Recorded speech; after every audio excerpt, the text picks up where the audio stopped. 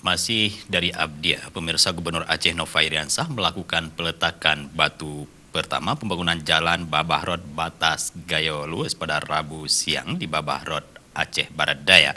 Peletakan batu pertama ditandai dengan pengoperasian eskavator oleh Gubernur Aceh Nova Iriansah. Jalan sepanjang 28 km ini akan menghubungkan Aceh Barat Daya dengan Gayo Lues. Pembangunan jalan ini merupakan proyek multi-year atau yang dikenal dengan istilah tahun jamak yang didanai oleh APBA.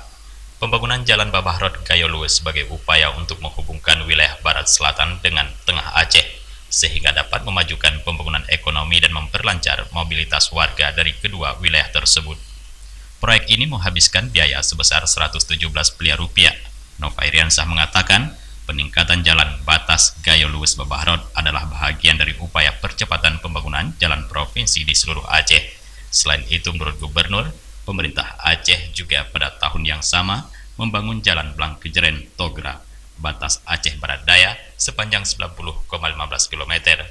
Kedua ruas jalan dengan total sepanjang 118,62 km yang diharapkan akan tuntas pada tahun 2022 tersebut akan menghubungkan lintas tengah Aceh dan kawasan barat selatan. Dikatakan Nova, jika jalan tersebut tembus, maka ikan hingga kelapa akan dibawa ke Gayo Lues, lalu komoditas khas dari Galus ini akan dibawa ke Abdia. Kondisi ini akan membangkitkan perekonomian masyarakat. Ada 5-6 mobil rakyat sudah bermalam di jalan karena nyangkut karena jalannya yang tidak mungkin dilalui.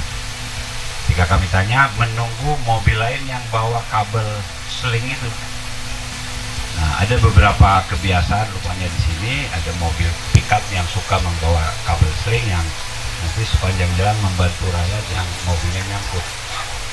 Nah, itu kan harusnya terjadi 40-50 tahun yang lalu, bukan saat ini. Oleh karenanya pada waktu itu saya menguatkan tekad saya untuk mengajak semua pihak mau memahami betapa pentingnya pembangunan batas Gayo Lues sampai ke Babah Road. Sementara itu, PLT Dinas PUPR Aceh Mawardi mengatakan, setelah ditingkatkan nantinya maka ada beberapa bahagian jalan yang harus dilebarkan hingga jadi 6 meter. Lalu ada rekonstruksi sepanjang 3 km, khususnya di area rawan air. Ia meminta kontraktor agar dapat menjalankan amanah dengan baik untuk pengerjaan sehingga dapat berjalan tepat waktu. Tim Liputan Aceh TV melaporkan.